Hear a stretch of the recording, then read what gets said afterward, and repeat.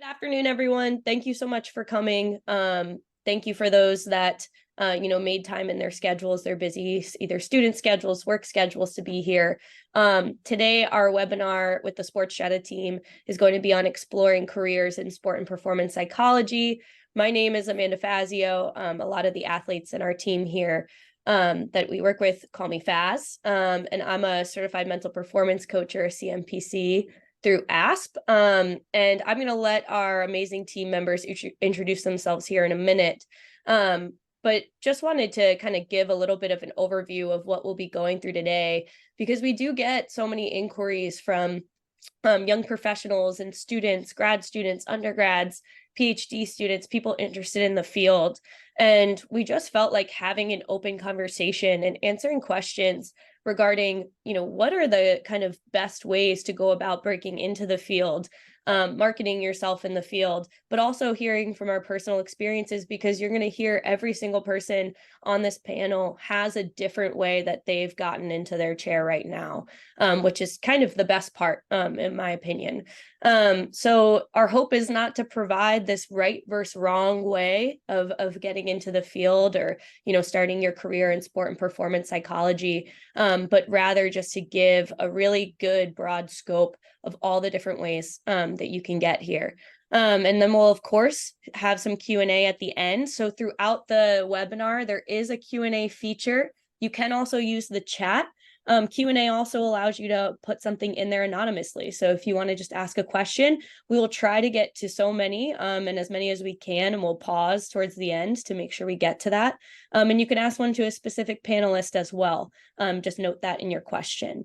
So without further ado, I'm going to go ahead and let each panelist introduce themselves, starting with Dr. Jonathan Fader, who is the founder of Sports Strata. So Fader, why don't you take it away? Thanks so much, Faz. I'm just really happy that we're doing this, it's a delight to have our whole team talk about this, and looking forward to all your questions. So really hope we hear a lot from you all the people that are logged in today. I'm Fader. I'm trained as a clinical and sports psychologist. And as far as my professional involvement in sport, it really started with my work with the New York Mets, where I spent 9 years with the minor leagues, and then was with the big league team for 3 years, including an appearance in the World Series, which was amazing. And then I went on to work as the director of mental conditioning with the New York Football Giants. And all those experiences led to a lot of other really meaningful projects and collaborations, including with the fire department here in New York City, the FDNY, as well as many, many different teams and organizations. And so just delighted to have seen the way in which our Sports Strata team has grown. And you're going to hear so many interesting ideas from this super, super talented team. So I'll turn it back to you, Faz, to hear from the rest of us. Yeah, thanks, Fader. I'm going to go ahead and pass it over to Mr. Ben Oliva there in the corner of my screen. Ben, why don't you go ahead and give us a little bit of an overview on you? Awesome.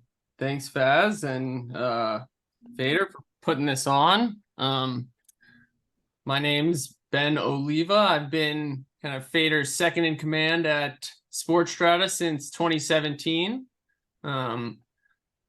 The way that I got to Sports Strata was through the MLB network. I was working on the Red Sox mental skills team prior to joining Sports Strata, and got there by sort of getting an internship through my Boston University program, where I got a master's degree in counseling. Prior to that, I was coaching both football and baseball at the college level, and was a football and baseball player at Williams College, where I also studied sports psychology and social psychology. In general, I think my path to Sports Strata is one sort of through the sports world and through coaching. And so what you'll hear today is that there's different ways to end up in the field of sports psychology, and that the path that I took is sort of athlete to coach into the mental health world. And you can go different directions in that way, but we'll get more to that as we keep going. Thanks, Ben. And we're going to go ahead and pass it over to Jorge. Hey, what's up, everybody? My name is Jorge, and I am a sports psychiatrist. which means I do several things. I provide mental health services for athletes, but I also provide mental performance training for them. And I even manage medications for athletes if that's indicated for them. And I've had the great privilege of doing very cool things in sports psychiatry. So I am the team psychiatrist for a Major League Soccer team, New York City Football Club. I'm also a consultant for Major League Baseball for the commissioner's office, where I help them with issues relating to mental health and mental performance skills stuff. And my route to sports psych and sports strata was very windy. It happened a handful of years ago. I didn't even know sports psych was a thing until maybe 3 years ago when I was taking a course on cognitive behavioral therapy in my adult psychiatry residency. And through that course, I just organically made connections between CBT and sports. And my professor at the time connected me to Fader, who was able to sort of give in to quench my thirst to learn more about this field, and eventually was able to provide me an opportunity to practice it. And so I've been very blessed since then. Thanks, Jorge. And we're so lucky to have you as well. And, just to give everybody a little bit of a background on myself. So you'll hear that so far everybody is started on a clinical track, whether through education or otherwise. And for myself, I actually, similar to Ben, had coaching experience. I was a college softball coach for about 5 years. And as I was coaching college softball, I really felt like I had this gap in how I was able to connect with my athletes on the mental side of sport. And so I ultimately was very lucky to finish my coaching career at the University of Tennessee in Knoxville. And while I was there, I was able to work towards my master's in sports psychology and motor behavior. So those that may not know UT's program, it is applied. So it's actually not clinically trained. And so kind of as I was going through that, I ultimately was like, wait a minute, I kind of could see myself really doing this and not as much of the kind of physical, tactical coaching. And so ultimately, found my way to Sports Strata through a very random pandemic phone call to Liv Massey, who's not with us today, but and ended up helping out Sports Strata with some tasks and ultimately joining the Sports Strata team upon graduation. And so as I've been here, I actually have started clinical training. So in about a year, I will be fully clinically trained and be able to work with athletes on the mental health side as well, which I'm happy to speak more to on the applied versus clinical side and the opportunities on both sides. But now, have the privilege of working with many athletes and performers just like these guys on the mental side of sport, as well as motivational interviewing in sport and assisting Fader with a lot of the MLB and high level coaching, motivational interviewing trainings that we're able to do. So we are going to dive in again. Please use that Q&A feature. We'll be monitoring it throughout. But please drop your questions. There is no bad question, and we'll try to get to as many as we possibly can. But I'm going to start with Ben here, and because one thing I speak to students a lot about, or especially early professionals when trying to decide what route might be best for them, is the CMPC through ASP. So for those that may not know, the Association for Applied Sports Psychology does have a certification that takes training and supervision on the applied side to be a certified mental performance coach. And Ben, I know you're a mentor through CMPC, and just curious how the CMPC from your perspective may be helpful for where you wanted to go, but also maybe fill in some other gaps along the way for students and early professionals coming into the field. Sure. I think the certification through ASP, from my perspective, is most valuable in the way that it connects you with a network of people who are extremely involved and interested in this field. And so one thing about sports psychology and mental performance coaching in general is that there's a lot of people out here saying that they do things similar to this. You'll hear people talk about life coaching, career coaching, executive coaching. So there's a lot of different forms of similar things. So when we're talking about the CMPC, what it means is a certified mental performance consultant. And essentially it connects you and certifies you as somebody who is knowledgeable when it comes to mental skills training. And when we're talking about mental skills training, we're talking about things like goal setting, mindfulness, self-talk, energy regulation, and imagery. People have different lists and different ways of talking about that, but in general, that's different than, say, career coaching stuff, personality assessment, which are similar but different in that these skills are really focused on how well are you able to perform the task that you are setting out to perform. And again, the CMPC, while it doesn't necessarily mean that you are more qualified than any other person doing it, what it does allow you to do is connect with the group of people who are most interested in this performance psychology world. And as you'll hear from the other panelists and from my experience, part of what allows you to get into this field is the personal connections and the network that you create, whether through your own personal journey or through things like getting involved in ASP and getting certified as a CMPC.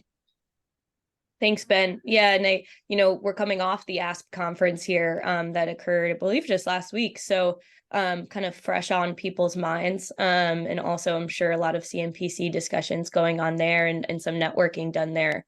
And so, Fader, you're certainly somebody that has seen professional athletes, executives, firefighters at various points in their career, from the MLB all the way, or from the minor league system all the way up to the big leagues. And I'm curious, what are some of the skills that you've seen professionals in the field of mental performance have early on in their career that really helped them be successful, as somebody that is, kind of a mentor to a lot of young people trying to come into the field? Oh, I love that question.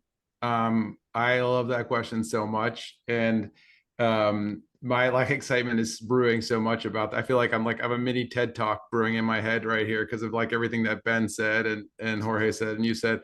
Look, I mean, we get asked so much about how can I be successful in the world of sports psychology. And I know all the people, and there's many now logged in here, are trying to figure it out. What's my path?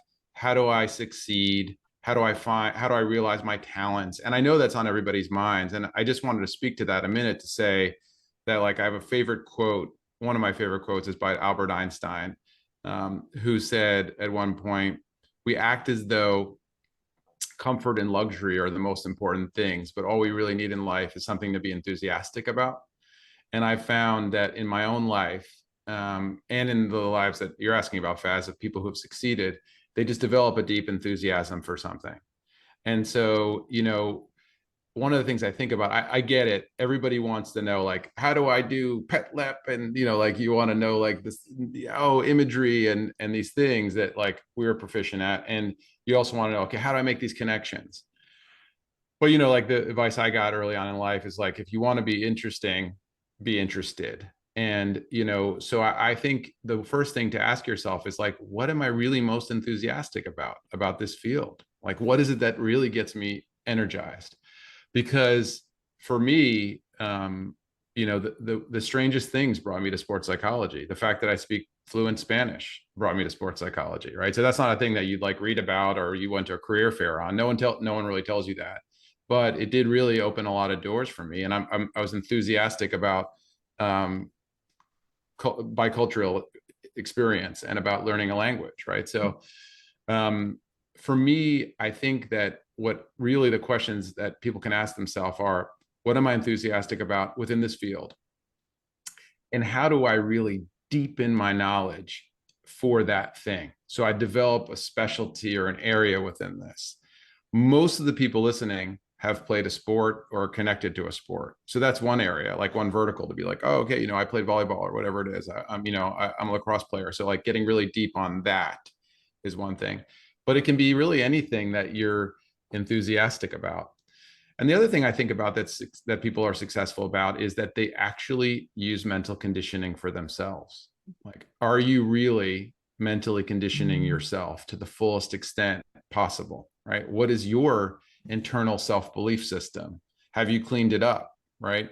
When you get a no from an interview or from an experience, do you say, okay, cool, like what can I learn from this? Or do you like, oh man, maybe I didn't do that right? And so everybody has self-doubt, and everybody knows that self-belief is one of the most powerful predictors of success.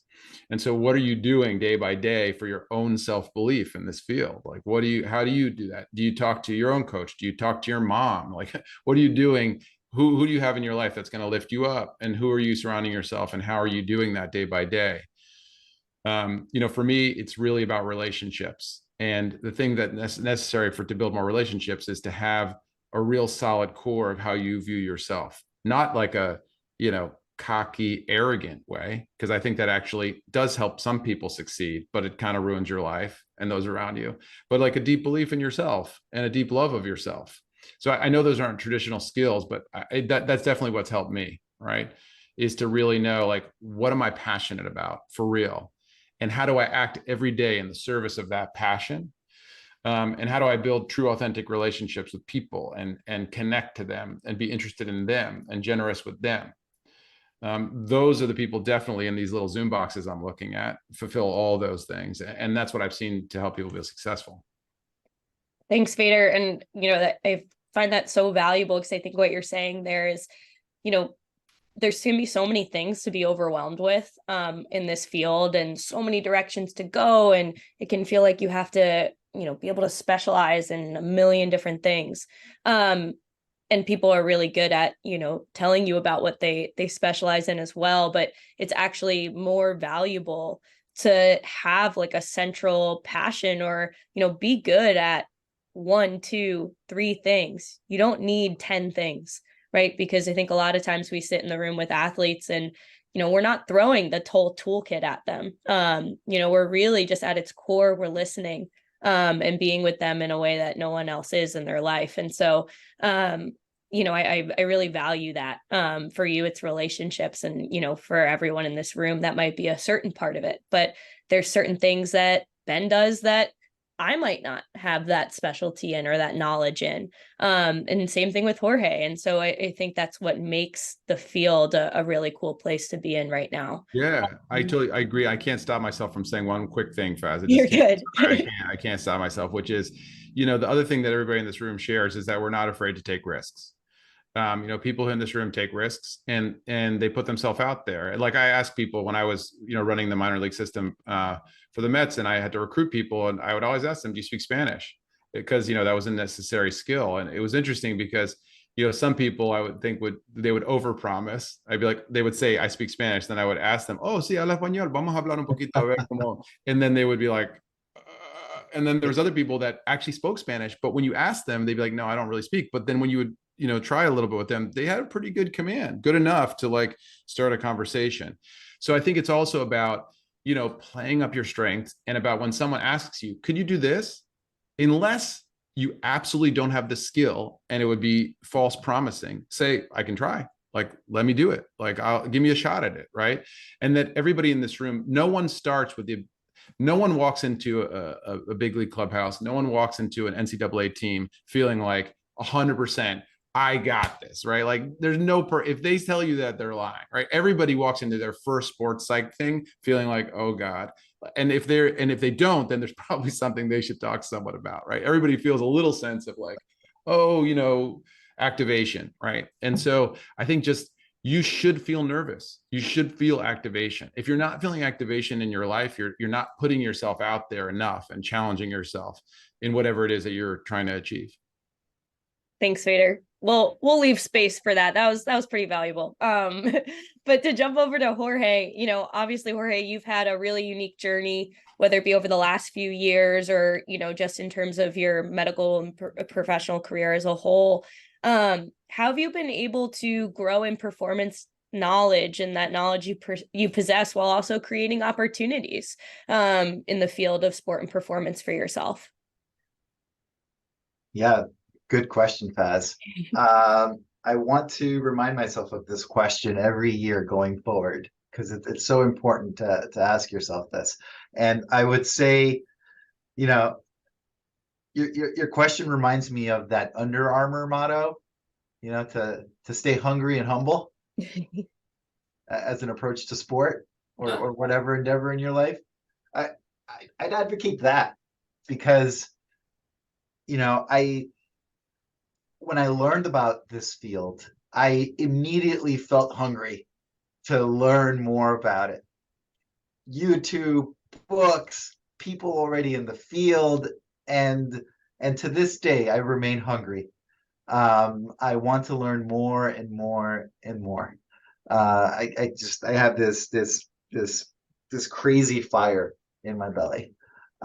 So stay hungry. And when you get the opportunity to practice this stuff,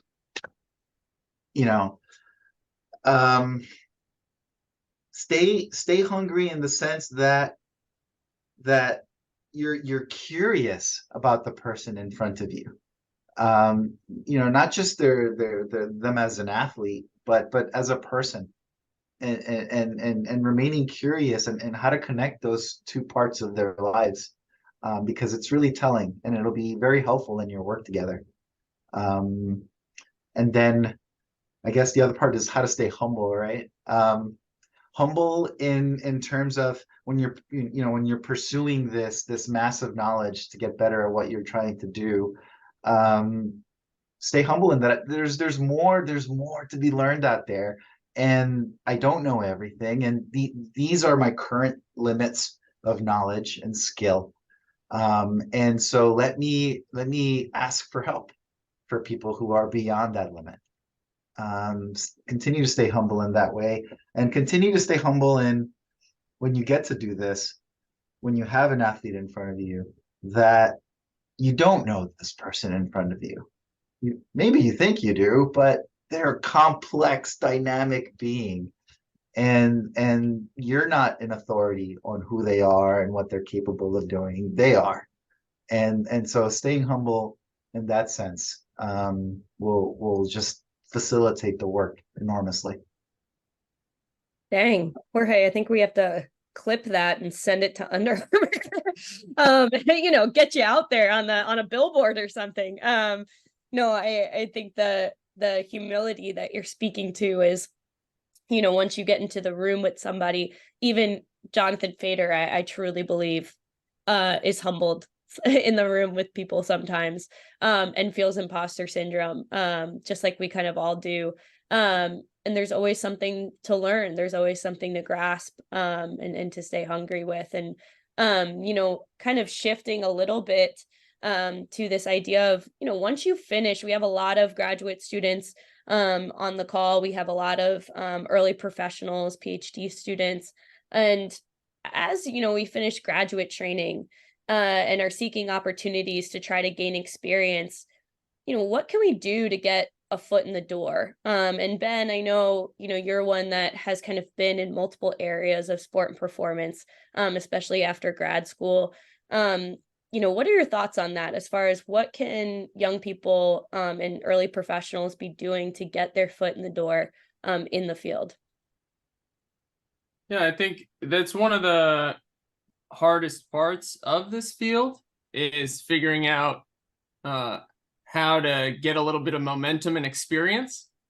What I think might be helpful would be to talk about the things that have worked for me, just personal experience wise. So like I said, I coached before I got my master's degree with the concentration in sports psych, and so had some experience being a baseball coach and got a connection with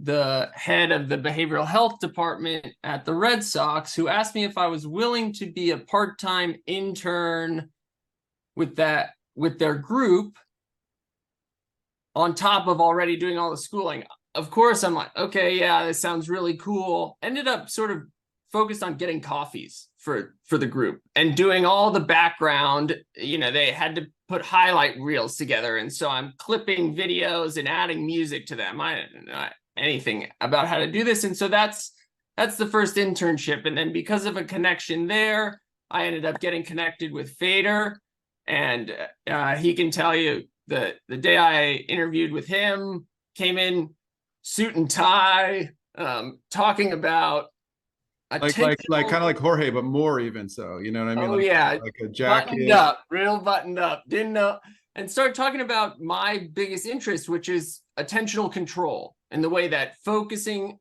on different things can impact your performance.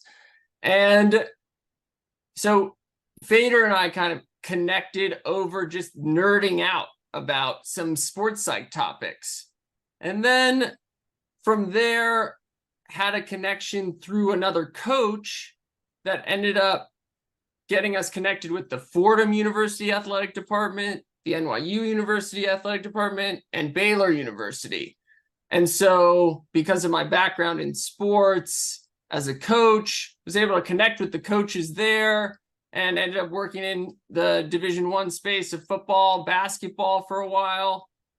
Pandemic hits, moved down to Charlotte and get contacted by a NASCAR group. And so this is one of those moments that I think about a lot, where I grew up in Los Angeles and then lived in Boston and New York. So not a lot of NASCAR knowledge per se, but since getting that opportunity, I was transparent with them. I don't know that much about NASCAR, but have some experience in sports psych. And they were like, yeah, okay, that sounds good. And so again, foot in the door type of thing there, where it's to say, yeah, I'm willing to do this. I'm willing to try this, even though I don't know much about it, and have started to now network in that space. And I just want to highlight one of the things that both Fader and Jorge said about this, which is to say that there's this balance between having confidence in yourself and your knowledge, like knowing what you know how to do, while also staying humble and taking risks. So being able to walk that line. I think the NASCAR experience really highlighted that for me, because it was a different space for me, one I didn't have a lot of comfort in, and yet had the confidence to know I know what I'm doing. I know I can create connections, and not going in there and trying to do more than that at first, and letting that develop and letting it, okay, actually, I can see how imagery might be something helpful for this part of what you're doing. Let's start with that. And I think this idea of approaching people with, hey, I want to be helpful to you. I have this knowledge base. People tend to be very interested in sports psychology in general. It's an interesting topic, especially for people interested in sports. And so being somebody with knowledge to give, with openness to share it, but also holding yourself back from saying, I know what's best here. Say like, I have knowledge and I want to figure out how to help you. And having that attitude with stuff, I think, is what allows doors to start to open, and you get a little bit more momentum in that way. That's what's working for me, at least. Yeah. I think, Ben, what you're speaking to there is just like this ability to kind of be this person that is approachable, but also be this person that's like, exactly to connect to what Fader was saying earlier, like, I can try, right? Or like, have you thought about XYZ? But there's this piece to it. I know, my kind of opportunity for a long time, like I was giving workshops to like 12, 13-year-olds, which is like, now people are like, wow, you work with like, college athletes and things like that. And I really go back to some of the opportunities that when I was living in Knoxville, I just like reached out to, I was a softball coach. I was giving lessons, like, cool, like, can I run a workshop for you? Right. And like some of that I did for free at first. Some of it, I'm all for getting paid for the work that you do. But I remember I got a check that was like $40 for like a session or a workshop. And I was like, nice, like we got paid for this, right? Like, but I I loved that time. Like, it was hard and I was grinding, but I loved that time because I'm with these like 12, 13-year-olds. I have nothing to lose, right? Like, I had them tossing balls into baskets and asking about how that connected to their attention and, just wacky stuff. But stuff that mattered. And it gave me the opportunity to step out and be like, I do know what I'm talking about. And it is useful to these even like young guys. And I think that that piece of it and being able to teach it in a way that's going to engage somebody, but also not being afraid to say, who do I know? Right? What sport am I connected with? I see we have some former athletes in the chat. And how can I give to that piece of this sport or those athletes? And I want to keep moving. Yeah, go ahead, Fader, or go ahead, One Jorge. quick comment. Just want to Yeah. add on to what you and Ben just said. In this field, fear of failure is something you'll come across a lot with your athletes. And so let's start walking the walk now. Ask yourself, what would things look like if I weren't afraid to fail in my pursuit of this field? And do that.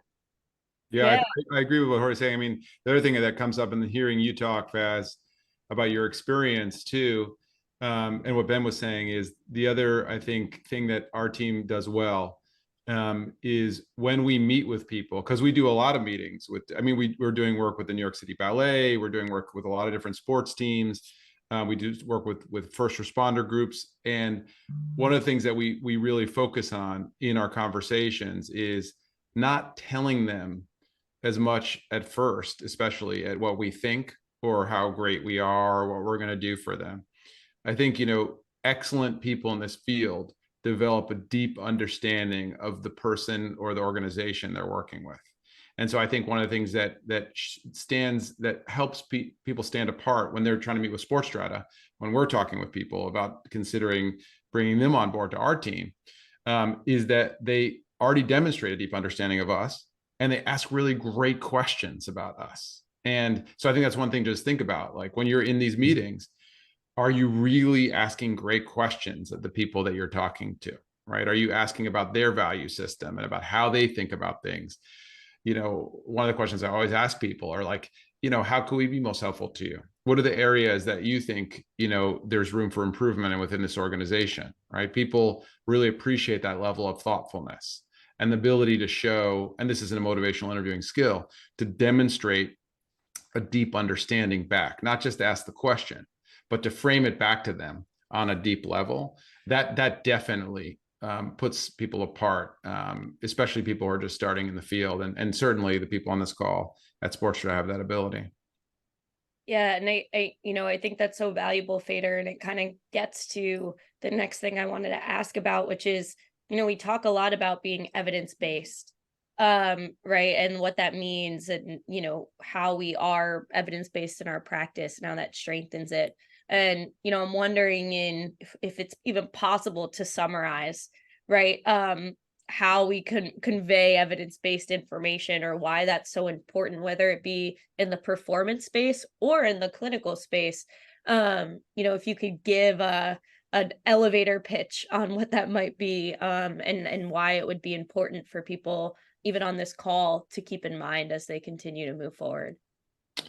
Faz, you are just like begging me to get on. You're just tossing out soapboxes for me to climb. This is skills training for you, Fades. Yeah, it is really. I've got to self-regulate here. I'd love to really hear what Ben and Jorge and you have to say about this topic. For me, the main thing that I think about regarding this is, I think that our entire field, sports side and kind of the mental health side, over focuses on teaching skills, right? And what I mean by that is, yes, we need to give athletes a framework, right? So many, if most athletes, especially younger ones, need to learn core skills, develop a mental performance routine, for example, know what they're going to do before an athletic event, during an athletic event to reset, how they're going to reflect in a positive way or in an adaptive way after an event. How can they deploy things like mindfulness or imagery or goal setting or self-messaging, all these things, how to journal in a way that's helpful to them, a million different techniques. But really, the fundamental scientific discovery about how people get helped is it's about the relationship.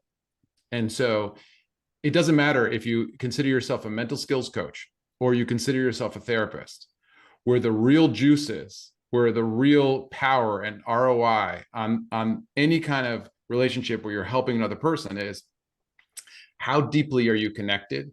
How much trust is there between you and the person? And how much does that person believe that you believe in them? And so there are real critical core skills in the evidence of the literature about that, right? And one of them, obviously, this is my bias, it's scientifically informed, but it has to do with motivational enhancement and the deep literature of motivational interviewing, right? So I would say like the one scientific thing that I think about and learning is that like we need to get better at that. We need to be to learn, empathy is a practice skill. Yes, some people are probably born better than others at that, but the ability to show understanding and having a deep, detailed inquiry of the person is so critical and so undertaught in different programs, sports psychology and counseling, same. And the second thing is to, when you're talking about the 20% that's about teaching, is really having a good sense of what the literature says about what really is effective, and how and I actually think we're in the very early stages of I've been understanding something like imagery and what kind of imagery works, right? And like there's like if you look at studies of imagery, they're really not enough, right? So like we're just in the inchoate stages of that. I also just think that sports psychology can draw more. It's starting to happen, but draw more from evidence-based skills that are actually designed for mental health. Right. So sports psychology should be doing more to captivate the value of dialectical behavior therapy and ACT, which is now starting to happen over the past kind of 15 years. But there's just so much value in that. And there's so much more larger scale research. So that ends my soapbox, and I take my box and I turn it back to Ben and Jorge and you, because I'm curious about your thoughts about the evidence base. Yeah, I mean, Ben or Jorge want to jump in with that one before we keep moving. Yeah, I'll take a turn on that box. So when I first entered the field, I was CBT heavy, and I was still new to the work of CBT, and so much of my attempt was to help increase the confidence of the athlete, help reduce their doubts, right? To adjust their feelings and their thoughts. And the more that I've been in the field, the more I've learned about it, the more trainings I've sought outside, the more I am teaching athletes to execute despite the presence of these thoughts and feelings. For when there are times when you can't tweak them. And that's through ACT work, like you were referring to, Fader.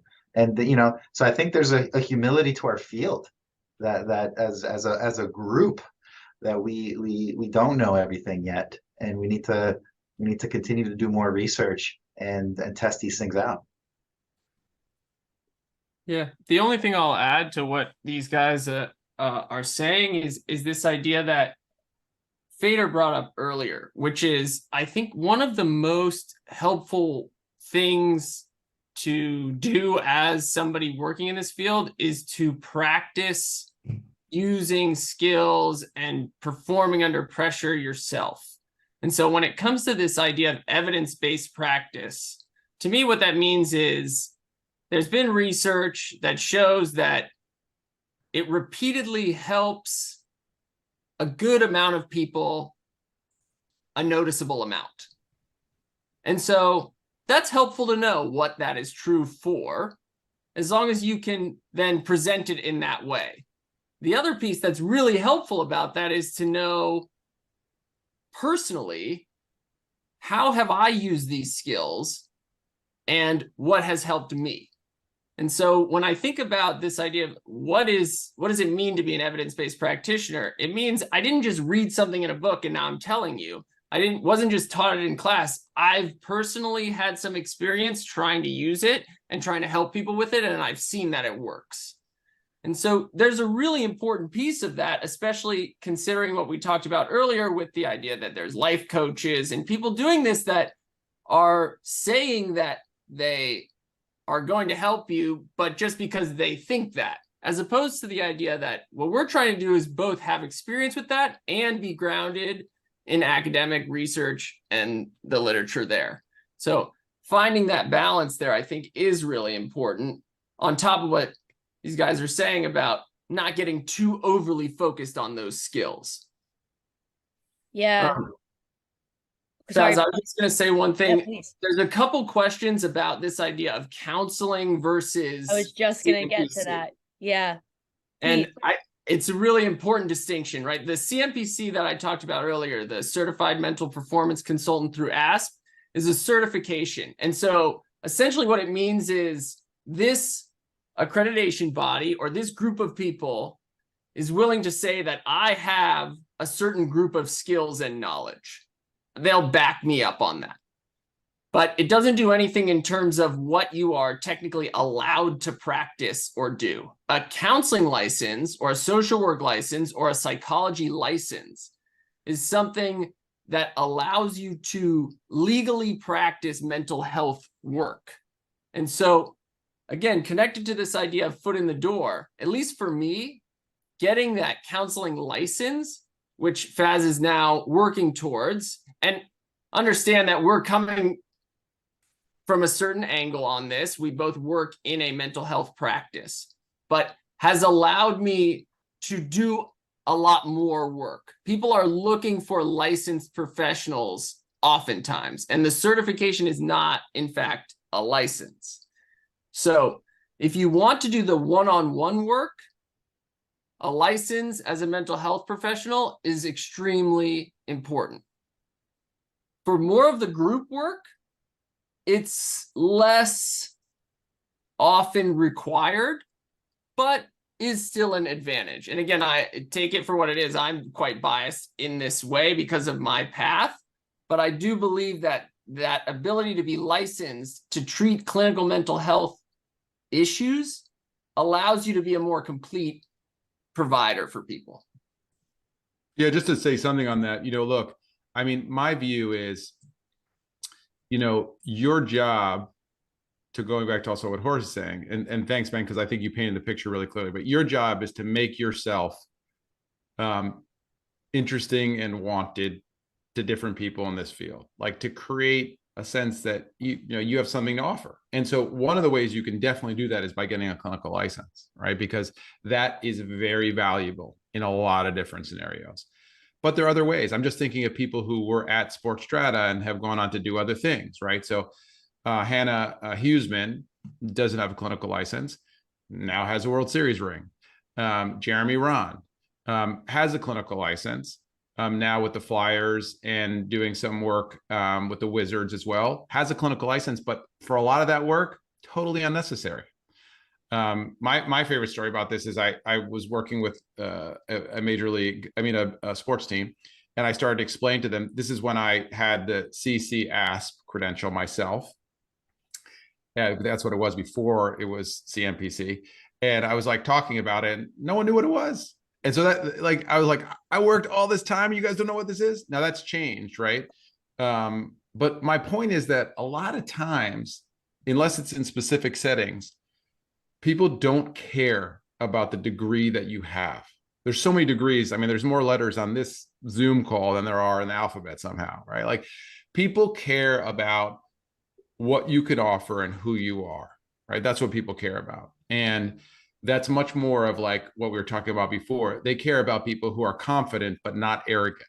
And they care about people who can connect well and quickly with athletes and who can say their message in a very brief amount of time in a sticky way. That's what people care about.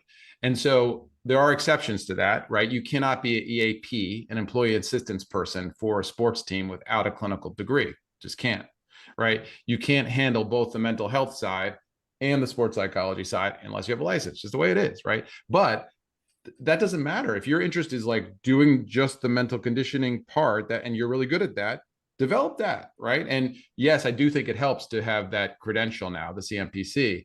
But what helps the most is to be someone who connects well, is likable, and can convey to athletes sticky messages about how to change their mindset. Yeah, and just I feel like that hit honestly a lot of questions that are in the chat. And I'm trying to type to some as well. Like Jacob's question in the chat right now is just typing about resources and literature. But as somebody that shifted from, I came out of graduate school going, I don't want to go clinical. Like I actually don't really want to do that. And what ultimately ended up happening was, one, I was in a practice that had a huge clinical component. So a lot of the people we had coming through the door did have some sort of clinical component that I maybe was not able to work with because that was so present, right? But I think the more I sat with athletes, and in doing mental performance work, right, it becomes more and more apparent of some of the things that are going on outside of sport. And that's the way I describe it to a lot of families too. Is there's going to be performance anxiety? Absolutely. That's something I work with right now with athletes. But if it's something that starts to shift, and I've had athletes, we talk about it in sport, and maybe a little bit outside, but then something comes up that's pretty big that might be more clinical, right? And unfortunately, right now, or I wouldn't say unfortunately, but I would have to refer them, right? If it's something that is clinical, because I don't have that training fully yet, or that license to say, okay, you can talk about an athlete's, clinical depression, right? Or you can talk about an athlete's kind of experience that maybe is just in too much in that gray area of performance versus clinical. Not to mention, in a very practical way, for a lot of people, insurance needs come into play when you have the clinical training and you have the license. And so again, as Ben said, we're coming from a certain lens, but I actually, while I've taken some wild path to get here, and and working in school and all of that, after I thought I'd never go to school again, I see some questions about PhDs. Like, there's no one right way to go about it. I think a lot of times it's like, where am I at now? And what do I want to be able to do in the room? Right. And if you don't know, that's okay. You're going to find out by doing the work. And there's going to be opportunities in either space. It's just a matter of, what do you want to sit in a chair or be on a field doing every day?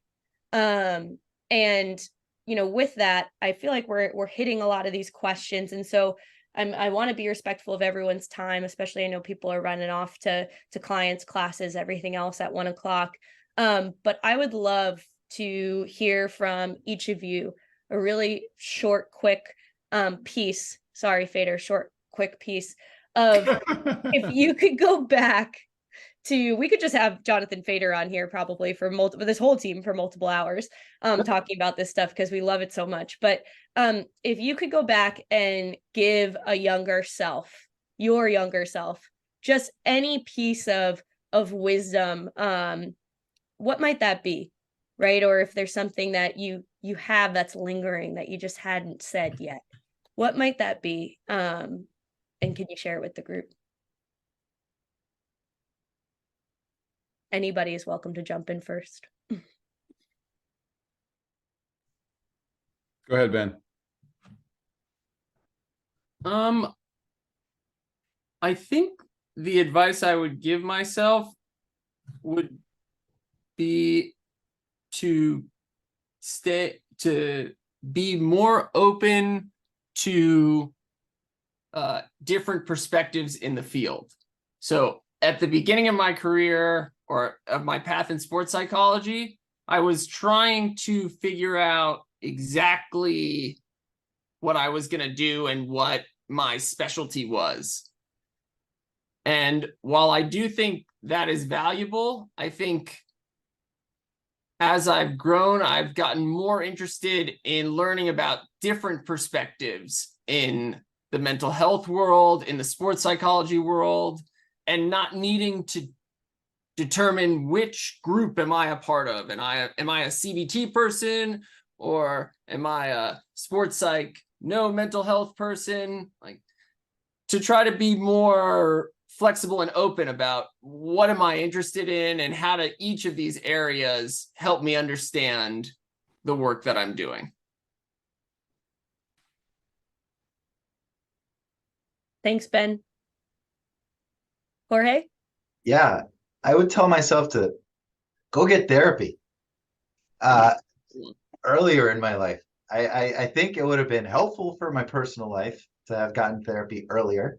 And being in therapy, I feel makes you a better therapist. To have experience on both chairs makes you a better therapist. So if you don't have that in your life yet, I recommend it. I think I would say be in the moment. What I mean by that is like everybody on this call is trying to get somewhere. Like that's why you're here, right? You're like, hey, well, how can these people get somewhere? I'm trying to get somewhere, like in my life. Like I'm trying to write the next book. But you know, when I look back at like meaningful experiences for me, even the earliest times, I mean, I really missed the minor leagues when I was like never sleeping, you know, going through these towns, staying in these crummy motels. Like it was so fun, but I don't think I was 100% there. Right. So what I would just say is like, yes, you should do all these wise things that Jorge and Faz and Ben are telling you and I'm saying, and you should say yes and do all this stuff, but you should also look around and realize like right now is amazing, right? Like you're in school, you're, you know, younger than me, probably. You have this vibrant life. Like it's cool to not know.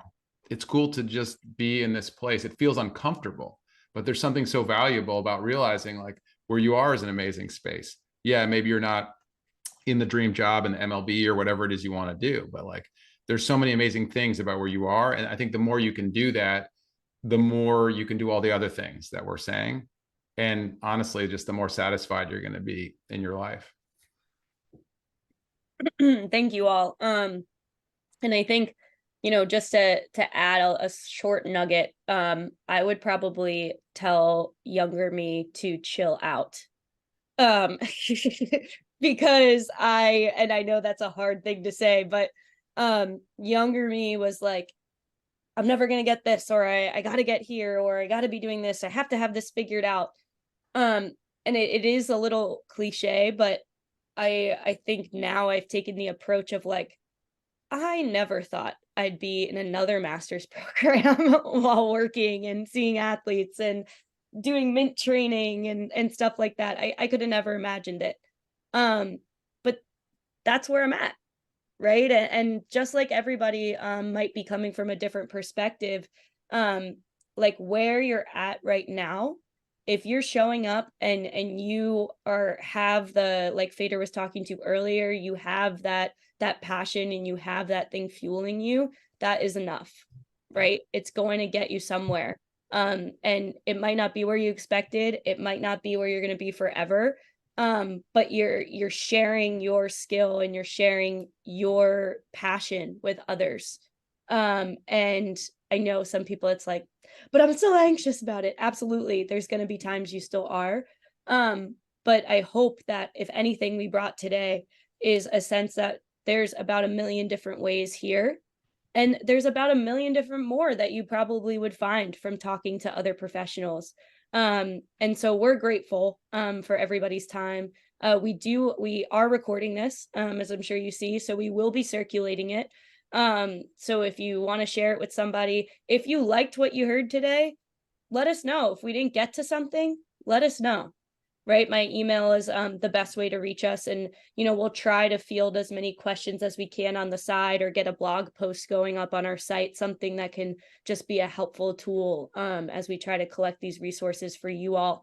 But thank you. Thank you for your time. Thank you to all of our panelists for kind of sharing your story, sharing your journey. And we hope everybody has an amazing rest of your Friday and amazing weekend. Thanks, everyone. And thanks, Faz, for just killing it on the facilitation here. MCing is my part-time job and dream, so. It's obvious. You fulfilled it. You fulfilled it. Thanks, everyone. See ya. Thanks, everyone.